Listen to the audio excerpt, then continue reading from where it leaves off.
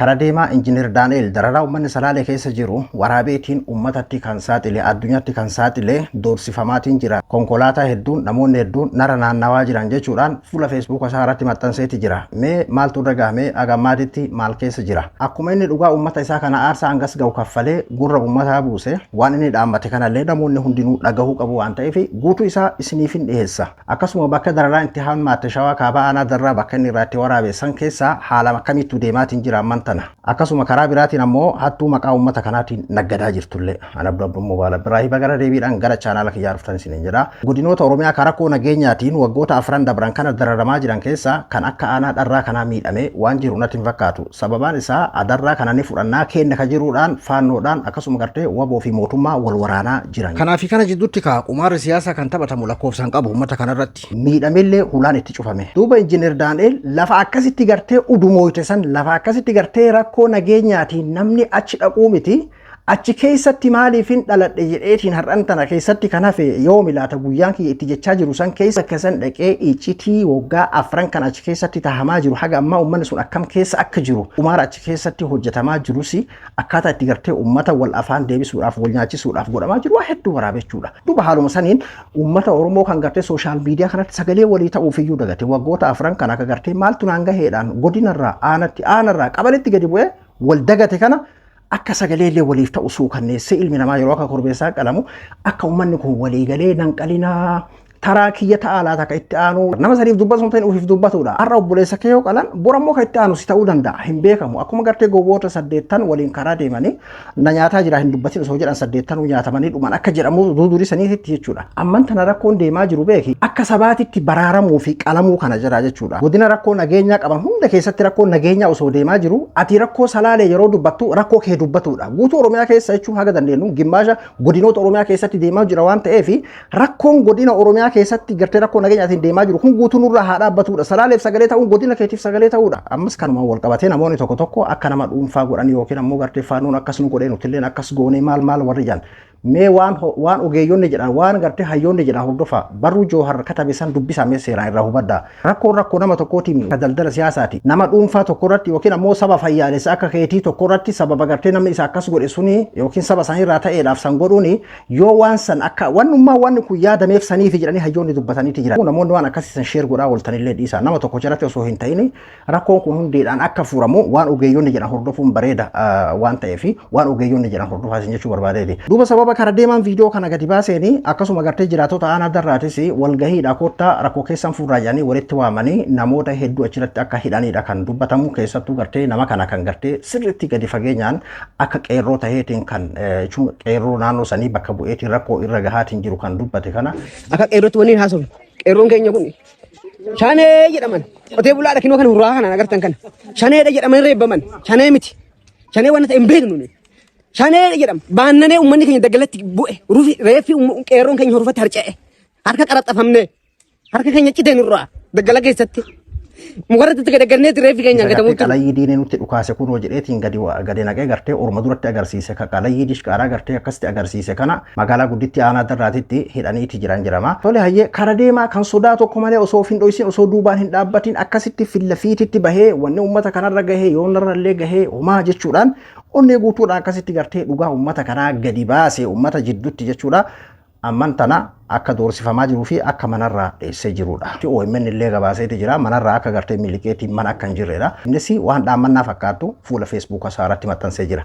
Dhaammannaan isaa ture hedduu takka garaa nama nyaatti. Akkuma inni ammoo rakkoo uummanni itti jiru uummataaf akkuma inni dhageessisetti kanaafuu nuti illee waan inni Facebook isaa irratti dubbate kana dirqama namni hundinuu dhagahuu qaba waan ta'eefidha. Akkas jechuudhaan katabe fuula Facebook isaa irratti kara deemaa. Ana naannoo ani jiraadhu guutumatti namoota ani argee hin beekneen dhaalamtee jirti. Konkolaataa gosa adda addaatiin naanna'u. Yoo na barbaaddan hin usuusin anatti hima hin yaadda'ina. Du'as ta'u jireenya uummata keenya gidduutti hunda keessummeessuuf qophiidha. Kanaaf diinummaa keessan dhuma isaa nu duruu beekna. Ittoo nutti hin agarsiisina. Anaaf diinni isa dhugaa koo irratti na ajjeesuu fi na hidhuudha. Kanaaf ammoo duutii fi hidhaan amma Oromiyaa keessatti ta'aa jiru du'a kooti. Ani hamman jirutti dhugaa uummata koo bakka isheen jirtu qotee baasuudhaaf duubatti hin deebi'u. Yeroo hundaa dhugaa saba koo nan dubbadha.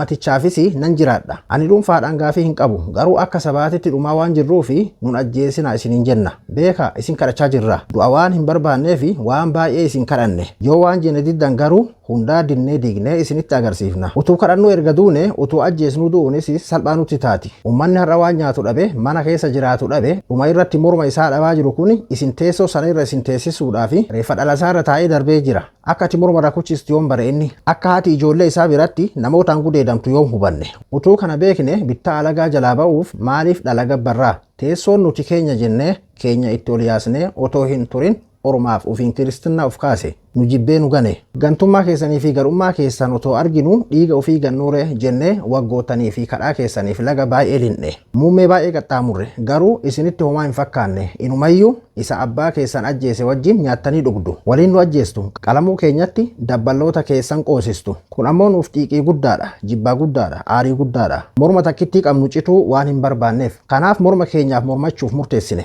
Amma mana irra naannoftanii nan dorsisinaa. Ani dantaa keessan hin qabu. Amma mana irra naannoftanii nan dorsisinaa. Ani dantaa keessan hin qabu. Silaa ummataaf ba'ee durseen dhugaa saba kiyyaaf ba'e. Ani guyyaa hundaa ummata koo dubbachuudhaaf humna dhabee fi yeroo hundaa nan dubbadha.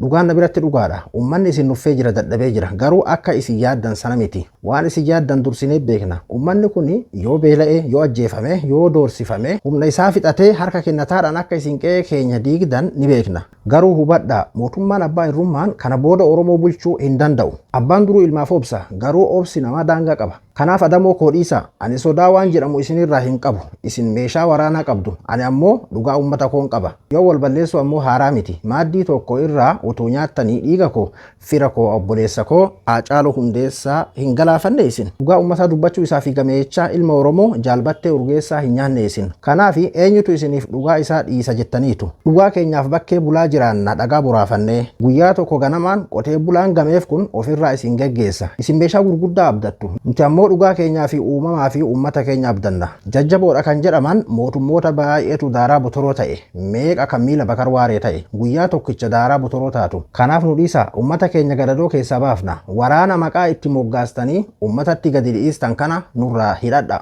Ummata ijoollee keenya isin jedhu kana irraa dhaabbadha. Isin hin beeku bishaan ormaa cubbamtanii akka isin ormoomtan. Ajjeesaan ajjeesuu hin nuffu yoo ta'e nuti ammoo yeroo malee du'uu hin barbaannu. Beeka dhaloonni kun dhaloota ijibbaataati. Ijibbaata falmanna.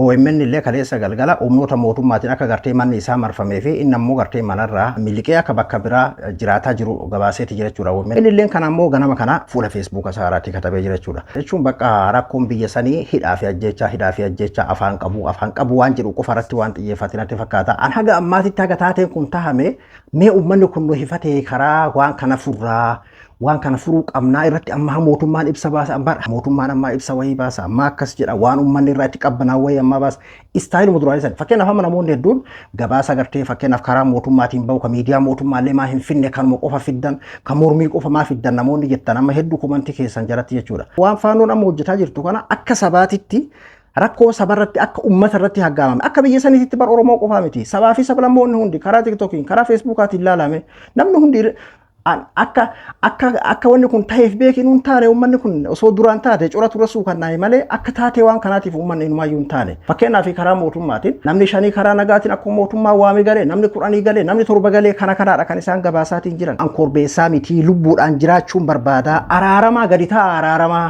jechuutti jira uummanni. Qumaarri siyaasaan irraa haa dhaabbatudha kan jedhamaatiin jiru. Bar uummanni kun ajjeefameeti. Ebalutu ajjeese ebaluun ajjeefne ebalutu ajjeese keessira qumaara irratti dalagamaatiin jira. Kanaadha uummanni kan falmataatiin jiru jechuudha. Akkasuma waa'ee rakkoo uummata salaalee kanaan wal qabatee ammoo hattuudha. Hattuu yeroo kamuu hattuudha ka. Gargaarsa uummata salaalee akkasii kana jedhamee karaa TikTokiin gargaarsi adda addaa banamee hanna guddatu deemaatiin jira. Amman tana uummanni salaalee viidiyoo inni waraabee irratti ilaala nagaa barbaannaadha. Karaan kintaala takka achi namaa gargaarsa geessan hin jiru. Mee gargaarsa osoo guurame iyyuu osoo dhugaa taateyyuu ammatti gargaarsi karaa ittiin uummata kana bira gahullee hin jiru. Karaa ammoo seera qabeessaan hawaasni beekee namni hawaasa biraan gahuu danda'u kaban illee hin jiru jechuudha. Hatta barkanummaan amma dura gartee uummata wallootiif gargaarsi guurame sunu ummata san bira hin geenne wanni jedhamu hamii guddaadhaan deemamaa ture sooshaal miidiyaa kanarratti. Amma kana karaan ittiin geessan iyyuu jiru. Mee eenyu kenne osuma dhugaa ta'e iyyuu jechuudha. Uummanni kun amma gaafataa jiru nagaa qofa. Bar gurbaan kun silaa kintaala takkallee ta'ee fe'ee geessaa fi lubbuu isaatiin aarsaa mee kafalee lukaan deemeeti kan hin dhaqe. Bar bakka san keessatti walaafanii guddaadha kan deemaatiin jiru. Akka namni qoosu kanaa miti. Akka nuti garteessi amma imoojii takkatti boo'ichaa ol maxxansinu kanaa miti jechuudha. Rakkoo hamaadha kan achi keessa deemaa jiru. Karaan itti cufameeti uummata san jechuudha. Humna meeqaan karaan itti cufamee akka uummanni sun hafuuran baafanne godhameeti waan ta'eef karaan ittiin geeffamullee hin jiru. Kanaafuu hanna akka isin hin gowwoomfamina irraa of eegaa isin jechuu barbaadeeti. Kanaadha karaa sooshaal miidiyaa irratti illee kan dhaabamaa jiru jechuudha. Abduu Abduu moobaala biraa hanga qophii biraatti walitti deebinutti nagaan naa tura.